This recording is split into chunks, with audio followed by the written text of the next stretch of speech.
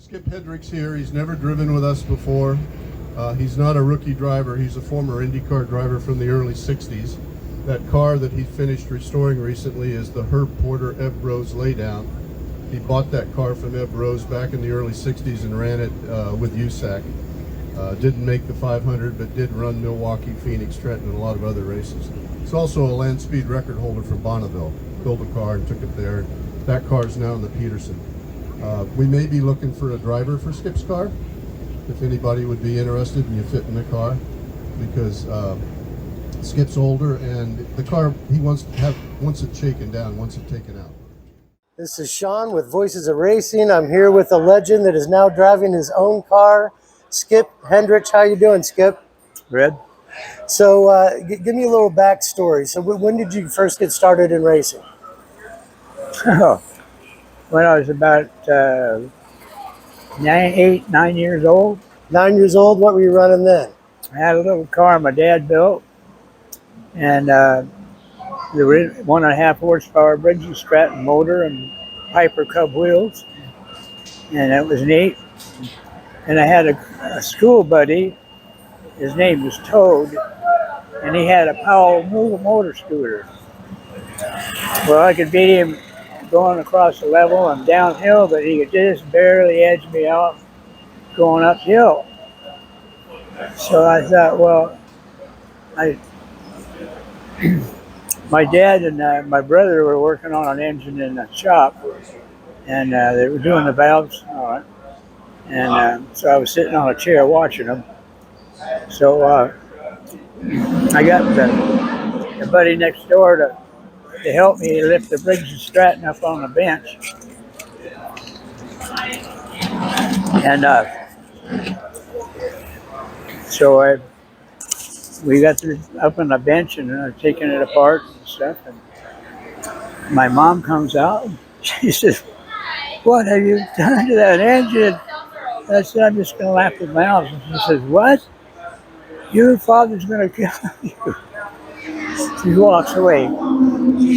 So anyway, so I lapped the valves and put it back together. And the last one I tapped the valve and the split keeper went boom out on the garage floor.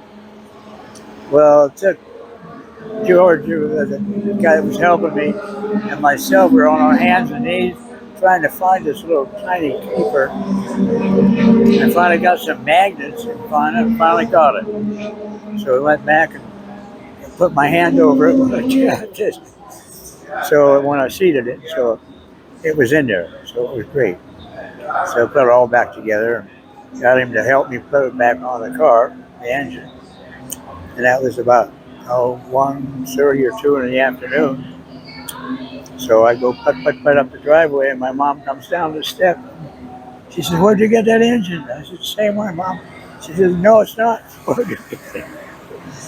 So she went off, throttled down to the shop, and I drove off the driveway and found Toad, and I beat him.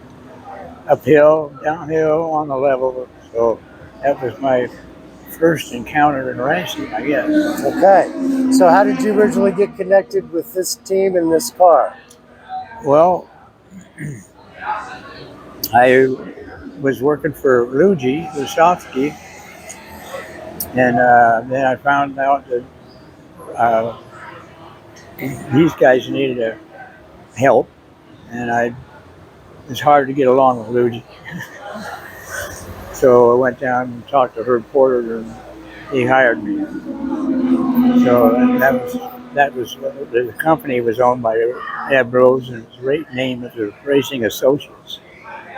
So I was working for Racing Associates, and we built this car, and we built another car for Donnie Davis to drive, and it was a little bit different, but still about the same. So I went back to Indy with him on 62, and helped with the car. So you're a mechanic. Did you also drive? Oh yeah. Yeah. How many races did you start in? Well, I ran it at Trenton, New Jersey, and I got my championship license, driver's license, and then in Milwaukee, and then in Phoenix. So I drove it there. So that was pretty much this car. So who are some of the guys you got to run against that kind of looked up to at the time? Well, the whole crew. I mean, Roger McCluskey, we were good friends, and he was lapping me and coming by and just tagged my left front wheel with his right rear on purpose. So when he came by me again, I gave him the finger. He just was teasing. We were good friends. So with him and Foyt and the whole crew. But Did you ever have any close calls out there? no, not really. No? No. Well, I had a close call with the yellow lights. It was my timer was at the center of the front straightaway. So I was running around, and about a second and a half off. And I was really upset. This thing was just hauling skids. I mean, it was really running fast. And I couldn't figure out what the heck was going on. So I was walking through the pits, and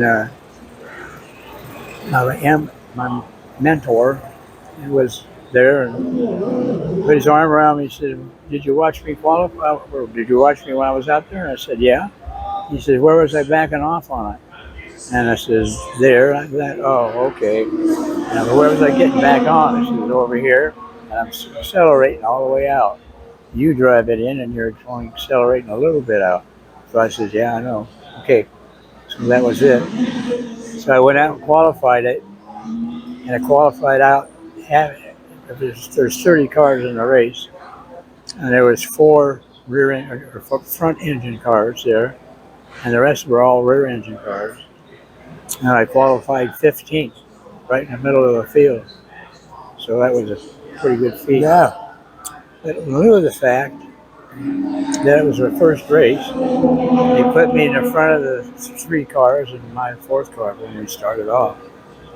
And I was glad that they did that because we were practicing with 15, 20 gallons of fuel.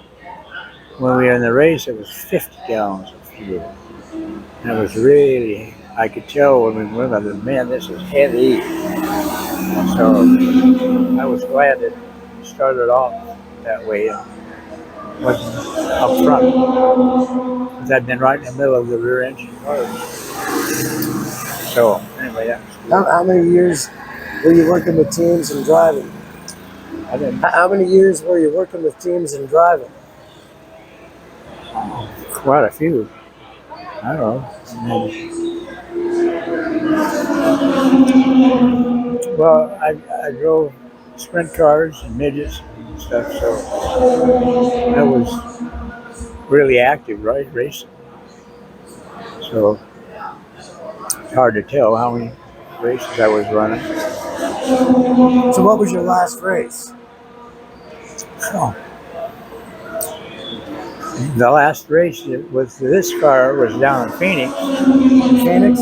Phoenix, the crankshaft broke, seized the engine up, just destroyed it, really destroyed it. So that was the last time I drove this car then. What year was that? 64. That was in 64. Yeah. Did you help out a lot of teams after that? Yeah, what I'd do is I'd go back to Indy in April, get set up there, and I was fabricating when they crashed their cars and go fix them for them. I made enough money there that I could be a race car driver the rest of the year. You know how that is. Do you have any other cars besides this one? Well, not now, but You did? I've had midgets. Well, when I was going to Cal Poly at San Luis Obispo, engineering curriculum, and I designed it. I built a 3/4 midget, and it was really neat. I had a Harley WR engine in it, and I got acquainted with this guy who's a school bus driver for the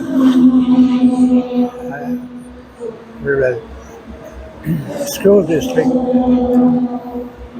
at Cal Poly. And he was a neat guy. So he had a Harley WR engine. So I put that in it. And raced it for about 3 years. But I took that drive shaft, ran it underneath the rear end, turned it was a Crosby rear end, turned it around backwards so the pinion shaft was going to the back, turned it over to the right rotation of the RPM or the revolutions of the engine. So it's like making it. And then he had about 13 primary sprockets, so I could change the sprockets for the gear ratio. So I had my own quick change rear end. And that was pretty impressive to some people that they could figure that out. Right. And that was okay. And then I met Bud Hare, which is a Triumph dealer in California. And he was really impressed with that, the way I did that. So he made me a deal with a Triumph engine. And then I started winning races and trophy dashes, and really on top. So that was a phase of my racing. And then I had boats. I raced boats for a while. Boats? Yeah. Water ski. Going water ski. And where do you live now? In Vista, California.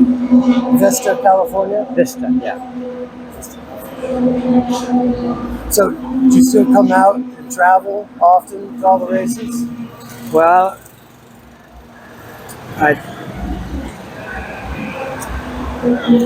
this car, when I exploded the engine at Phoenix, I had it in my shop in Costa Mesa. And this guy came by and he said, "What are you going to do with it?" I said, "I'm going to sell it, I guess." He said, "Oh, are you?" He says, "Good." He says, I want to put a steam engine in it with a boiler and everything." Steam engine. Yeah. And I've got a package I've been working with these guys. And he said, "Would you like to do that?" And I said, "Absolutely, I would." So I turned this car into a steam car. I've got some pictures of it, I think, down there at the trailer. But it was really a beautiful car. It had the coolers were in the back, nice shape. They used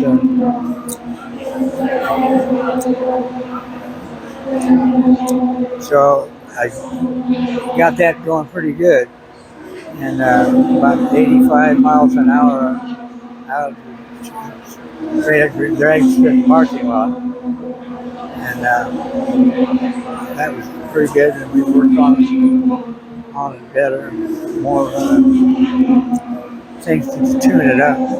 You got to get the pressure up and the temperature, and then the pressure and the temperature. You can't just run them up together. So it took time, and it was on its way up. I won't mention this gentleman's name, but he was very, very wealthy, and Edsel Ford's relative. Edsel Ford, very wealthy, and his wife was too. She had from another family, and he was living in Newport Beach, and she was living out in the valley with the 4 kids. So he was telling her that he was going out with me. Right? We were going out at night and stuff. Okay. So there was about 13 or 14 of us in a group. Every night we'd go down and have fun. pretty soon this one guy was a strange guy who wasn't in the group. So I asked the bartender, I said, who is that guy? And he said, I don't know, but he's sure asking a lot of questions about you. And I said, oh.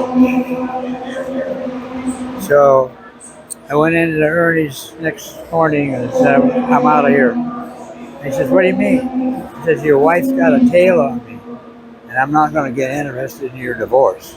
And he goes, oh, no.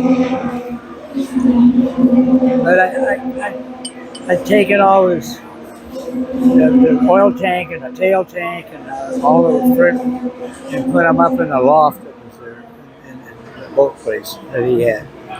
So it was there. So I went back in about a year and a half, 2 years, and wanted to get it back. Just got the urge to run it. So he said, well, I sold it to a contractor up in LA. Well, how many contractors are there in LA? So I waited. For 2 years, I desperately tried to find them and couldn't find it. Couldn't find it. So I just gave up. So then 3 years ago, in July, this phone call comes across and said, are you Skip Hedrich? And I said, yes. He said, you drove your Indy car at Trent, New Jersey? Yes.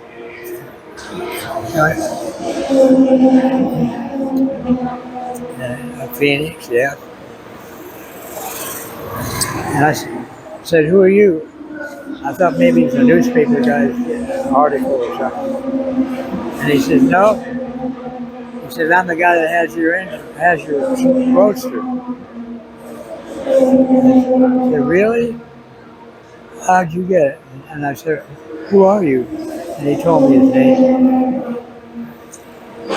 And he said, I've had it for 38 years in my barn, and I'm going to sell it.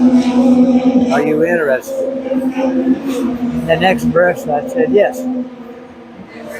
So where do you live? So he told me up in Northern California. So I went up there, and in his barn, there was a car, but it had a different body on it.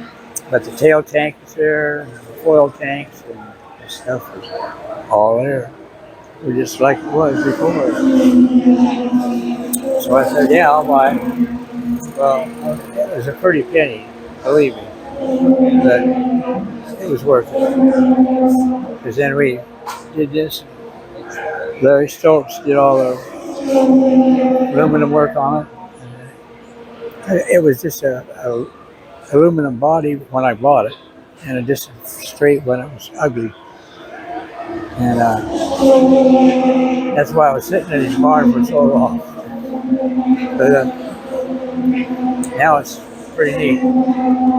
Back where it was. Well, it's beautiful. You got reunited with your original car, you know? It was just amazing how I said, how'd you find me? And he says, well, you're in the record books, so I figured you'd be interested in the car. I said, you're right. So that's it. Okay.